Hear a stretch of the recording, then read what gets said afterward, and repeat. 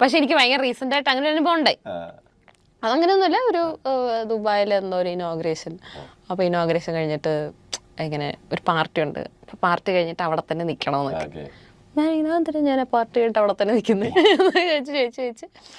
അപ്പം ഞാൻ എനിക്കത് എന്താണെന്ന് അറിയണം, ഇയാൾ എന്താണ് ഉദ്ദേശിക്കുന്നത് എനിക്ക് അറിയണം. എന്താ നിങ്ങളുടെ ഉദ്ദേശം? ഞാൻ ചോദിച്ചു അവസാനം അയാൾ പറഞ്ഞു ഇതായിരുന്നു നമ്മുടെ MD-ക്ക് അനാർക്കലി ഒന്ന് താല്പര്യമുണ്ട്, അപ്പൊ അവിടെ നിൽക്കുകയാണെങ്കിൽ പേയ്മെന്റ് ഒന്നും ഒരു പ്രശ്നമേ അല്ല. നീ ഒന്ന് മനസ്സ് വെച്ചാൽ ഈ കലവറ നമുക്കൊരു മണിയറയാക്കാം. അപ്പൊ ഞാൻ അപ്പൊ എനിക്കാണെങ്കിൽ ഭയങ്കര സന്തോഷം കേട്ടോ. സത്യം പറഞ്ഞാൽ ഇങ്ങനെ കാര്യങ്ങൾ കേൾക്കുമ്പോൾ നമ്മൾ ഭയങ്കര ഒഫൻഡഡ് ആയിട്ട് അവരോട് ദേഷ്യപ്പെടുക. എനിക്ക് ഭയങ്കര സന്തോഷം.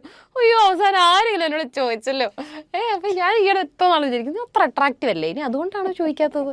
എനിക്കിപ്പോ 10 കാശ് തരാൻ ആർക്കും താല്പര്യം അല്ല. ഞാൻ പറഞ്ഞു ഇല്ല കേട്ടോ, താല്പര്യമില്ല. പിന്നെ പക്ഷെ എന്നോട് ഇത് താല്പര്യം ഉണ്ടാവാൻ ചാൻസ് ഉള്ള മറ്റ് സെലിബ്രിറ്റീസിനെ അറിയുന്നു. പോടോടുന്നു.